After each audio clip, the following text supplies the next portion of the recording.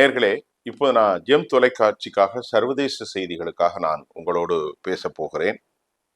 ஆஹ், America தற்போது போரை நிறுத்தி வைத்திருக்கிறார்கள். 3 நாட்கள் அமெரிக்கா போரை நிறுத்தி வைத்திருக்கிறார்கள்.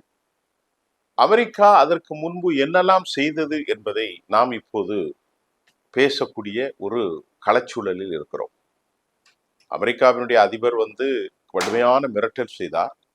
அமெரிக்கா கடும் கண்டிஷனை இப்பொழுது போட்டிருக்கிறார்கள். அந்த கண்டிஷனையும் நான் உங்களுக்கு சொல்ல போகிறேன். ஈரான் அந்த கண்டிஷனை மறுத்திருக்கிறது. ஈரானுடைய கண்டிஷன் என்ன, அமெரிக்காவுடைய கண்டிஷன் என்ன? இப்போது தாங்கள் எங்களை போரிடுவதற்கு வந்தால் நாங்கள் சமாதானம் இல்லாமல் அடிப்போம் என்பதை தெளிவுபடுத்தி விட்டார்கள். இப்பொழுது அமெரிக்கா இன்று காலை நேற்று நள்ளிரவுக்கு பின் இந்திய நேரத்தில் அவர்கள் சொல்கிறார்கள், நாங்கள் நஹியான், யுனைடெட் அரபு எமிரேட்ஸ், கத்தருடைய அப்துல் ரஹ்மான் அல் தானி, அதே போன்று மூன்றாவதாக நீங்கள் சொல்ல வேண்டும் என்றால் முகமது பின் சல்மான், எங்களுக்கு ரொம்ப 3 பேரும் ரொம்ப நெருக்கமானவங்க. அவங்க சொன்னதை கேட்டு நாங்க இப்ப போரை நிறுத்துறதுக்கு ஒரு களச்சூழல் இருக்கிறது. அதற்குள் நல்ல ஒரு பாசிட்டிவான பேச்சுவார்த்தை ஈரானோடு செல்கிறது. நாங்கள் தேவையில்லாமல் அவர்களை அழித்து உயிரை சாகடிக்க வேண்டுமா என்று நம்புகிறோம். எந்த அளவுக்கு பேசுறான் பாருங்க, அமெரிக்காவுடைய அதிபருடைய பேச்சை பாருங்க. நாங்கள் மக்களை கொல்ல வேண்டுமா? அவரால் இத்தனை நாசப்படுத்தி இவ்வளவு உயிரை அளித்திருக்கிறார்கள். இன்றும் லெபனானில் குண்டு போட்டு சாகடித்துக் கொண்டிருக்கிறார்கள். காசாவில் மக்களை பட்டினி போட்டு சாகடிக்கிறார்கள். அவர்களுக்கு ஒரு சபிக்கப்பட்ட சூழல் இருக்கிறது. இப்பொழுது போரிலே 200க்கும் மேற்பட்ட அப்பாவி பிள்ளைகளை கொலை செய்த இவர்கள் உலக சமாதானத்தை பற்றியும் நீதியை பற்றியும் பேசுகிறார்கள். எவ்வளவு மோசமான இந்த யூதர்களும் அமெரிக்கர்களும் என்று நீங்கள் கொஞ்சம் புரிந்து கொள்ளுங்கள். இப்போது அவர்களுடைய இயலாமை தான் இந்த போரை அவர்கள் தற்போது மட்டுப்படுத்தி வைத்திருக்கிறார்கள். ஏன் இப்போது அமெரிக்கா தயங்குகிறார்கள்? ஒரு 4 காரணம். முதலாவது, புதிய ஆயுதங்கள் அவர்களிடத்திலே இருக்கிறது. Point number 1. இரண்டாவது காரணம், 70% ஆயுதங்கள் கன்வென்ஷன் இல்லாமல் ஃப்ரெஷ்ஷா இருக்கு. நாளொன்றுக்கு 200 ட்ரோன்களை அவர்கள் உற்பத்தி செய்யலாம். இது 3வது. 4வது, அவர்கள் ஏவுகணை தளங்களிலிருந்து இன்னும் பல மாதங்களுக்கு போரிடும் திறமை அவர்களுக்கு இருக்கிறது. அடுத்தாவது, இதுல ஈரானுடைய நிலத்தடியில் மலைகளுக்கு கீழ் 90% ஆயுதங்கள் பாதுகாப்பாக பாலிஸ்டிக்ஸ் மிசைல், ஹைப்பர்சோனிக் மற்றும் தற்கொலை ட்ரோன்கள், விமானங்கள், சிஜில், அல்ஃபத்தா 221, இமாமத், கைபர் ஷகான் எல்லாமே அப்டேட் வெர்ஷன். 4000 கிலோமீட்டருக்கு மேல். இது அவர்களுக்கு மிகப்பெரிய பலம். அமெரிக்கா நியூயார்க் டைம்ஸ் சொல்லுது. மலைகளுக்கு கீழே அவர்கள் வைத்திருக்கிறார்கள். தினமும் 200 ட்ரோன்களை அவர்கள் தயார் செய்கிறார்கள். 33 தளங்கள் 3 மட்டும்தான் சிதிகிலம் அடைந்திருக்கிறது. 30 தளம் ஃப்ரெஷ்ஷா இருக்கு. 1200க்கு மேல் அவர்களுக்காக பாதுகாக்கப்பட்ட வேக விரைவு எலக்ட்ரானிக்ஸ் வார்ஃபர் சிஸ்டத்தோடு, ரெடார் கொண்ட சிஸ்டத்தோடு அதிவேக படகுகள், நல்லா கவனித்துக் கொள்ளுங்கள், மிசைல் தொழில்நுட்பங்கள், மோனிஷன்ஸ், ஆயுதங்கள், 31 ப்ரொவின்ஸ்ல தனித்தனியான அதிகாரம் கொண்ட இதை நீங்கள் வெற்றி பெறுவது சாத்தியமில்லை. இதனால்தான் அமெரிக்கா என்ன செய்கிறது? இது மட்டுமல்லாமல் ஈரானுடைய பிராக்சிகள், ஹிஸ்புல்லா, ஹவுதிகள், ஹமாஸ், அப்புறம் ஹத்தாபி ஹிஸ்புல்லா, இஸ்லாமிக் முஜாஹிதன்ஸ் குரூப்புகள், ஈராக்கில் இருக்கக்கூடிய குரூப்புகள், சிரியா லெவன்டில் இருக்கக்கூடிய ஏராளமான போராளிகள், இதையெல்லாம் எதிர்த்து அவர்கள் பூமியிலே அமெரிக்கா வெற்றி பெற முடியாது. அமெரிக்கா இப்பொழுது என்ன செய்வது என்று தெரியவில்லை. அமெரிக்காவுக்கு 228 இடங்களில் வசமாக வாங்கியிருக்கிறார்கள் இதுவரை நடந்த போரில். 13 நாடுகளில், ஒவ்வொரு நாடிலும் 15-20 பிளேசஸ் இருக்கும். எல்லாவற்றையும் அவர்கள் ஈராக்கில்,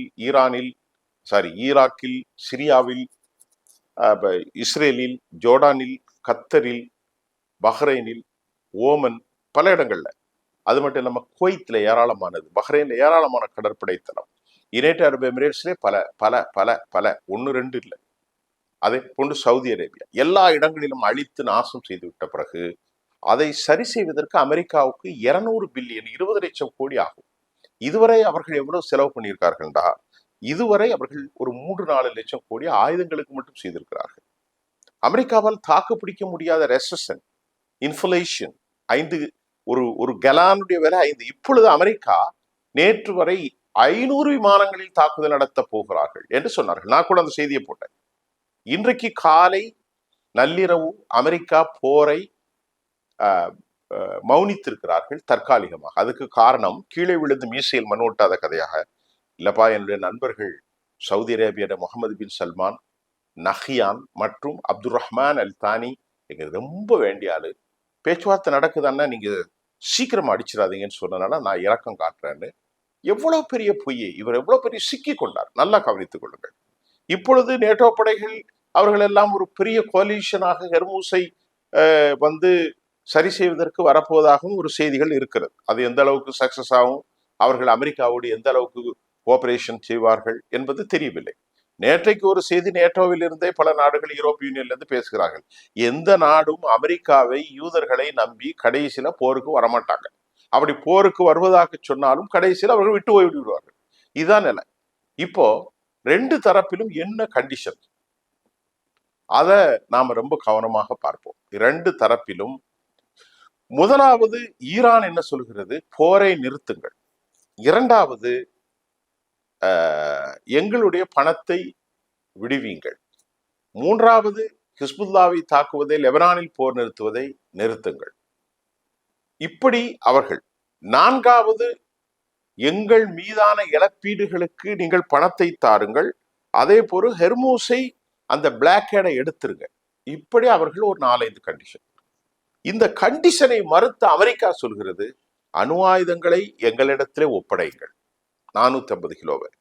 இரண்டாவது அவர்கள் போடுகிற கண்டிஷன், உனக்கு இழப்பீட்டுலாம் தர முடியாது, 75 இப்போ 10 லட்சம் இருக்குன்னா ஒரு 2 லட்சம் தருவேன், மீது 7.5 லட்சம் ரூபாய் தரமாட்டேன். அப்புறம் மூன்றாவது, நாங்க ஹிஸ்புல்லாலாம் அதாவது தாக்கி கொண்டுதான் இருப்போம், அதெல்லாம் முடிஞ்ச பிறகுதான் பேச முடியும்.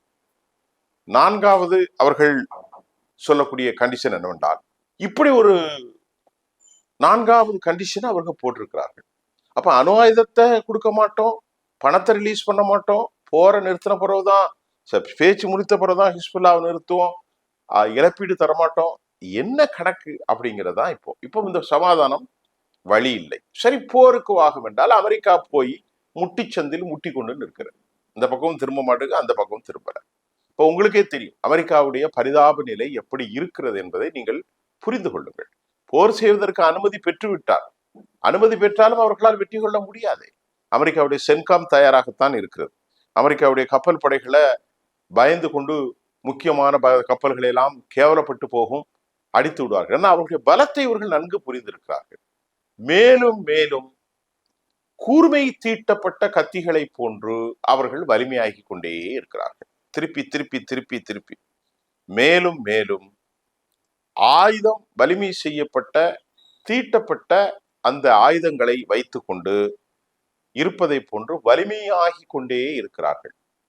ஆகவே இதனை எதிர்கொள்வதற்கு அமெரிக்கா இன்டெலிஜென்ஸ் சொல்லிட்டு நீ எங்க போனாலும் சிக்கல். அதனால இப்ப இன்றைக்கு காலை போரை அவர்கள் நிறுத்தியிருக்கிறார்கள் என்பதுதான் உண்மை. இப்பொழுது ஈரான் என்ன சொல்லுது, இவர்கள் ஈரானுடைய ஆயுத களஞ்சியங்கள், எண்ணெய் வயல்கள், உற்பத்தி நிலையங்கள், இதையெல்லாம் அவர்கள் தாக்குவதற்கு திட்டம். யுஏஇ தூண்டிவிட்டு லேவன் தீவுகளை கைது செய்ய திட்டம். அப்படி என்றால் ஈரானுடைய கைகள் புளியங்கா பறிக்க போகுமா? நல்லா புரிந்து கொள்ளுங்கள். ஈரானுடைய எண்ணெய் வயல்களோ, ஈரானுடைய கட்டமைப்புகளோ, ஈரானுடைய முக்கிய நிலைகளையே தாக்கினால் அவர்கள் சொல்லுகிறார்கள், நாங்கள் இப்பொழுது வான்பரப்பை ஈரான் க்ளோஸ் செய்து விட்டது. வான்பரப்பை நாங்கள் க்ளோஸ் செய்த பிறகு நீங்கள் தாக்கினால் நினைத்து பார்க்க முடியாத எஞ்சிய அமெரிக்க தளங்கள் நாஸ்தியாக்கப்படும்.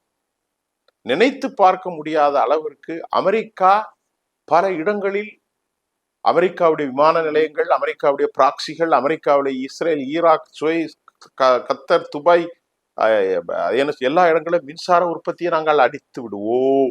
Point number 1. அடித்தா என்ன செய்ய முடியும் சார்? அமெரிக்காவுடைய கம்பெனிகளுக்கு, அமெரிக்காவுடைய அமேசான், அமெரிக்காவுடைய பலவேறு கம்பெனிகள், ஆரக்கில், அங்கங்க என்னெல்லாம் இருக்கோ, நிவேடா, இது மாதிரி பல கம்பெனிகள், மைக்ரோ சாஃப்ட்வேர், இதனுடைய சிஸ்டம்ஸ் கம்ப்ளீட்டா க்ளோஸ் பண்ணிடுவாங்க. அவர்களுக்கு எந்த வேலையும் நடக்காது. பெரிய பொருளீட்டு சிக்கல், விமானங்கள் அவர்களுடைய எல்லாம் அழிந்துவிடும். அதை விட ஒரு அச்சுறுத்தல், ஹெர்மூஸ்ல போகக்கூடிய கேபிள் நெட்வொர்க்கை அழித்து விடுவார்கள். ஹெர்மூஸ்லயே போகிற அந்த கேபிள் நெட்வொர்க்கை அழித்தால் குவைத், துபாய், யுனைடெட் அரபு எமிரேட்ஸ், சவுதி அரேபியா, அதே போன்று அமெரிக்காவினுடைய ஏராளமான நிலைகள் 7 கேபினும் காலி. என்ன செய்வார்கள்? அணு உலைகளை தாக்குவார்கள், விமான நிலையங்களை தாக்குவார்கள், அமெரிக்காவுடைய கப்பல்களை தாக்குவார்கள், அமெரிக்காவுடைய எஞ்சிய நிலைகளை தாக்குவார்கள்.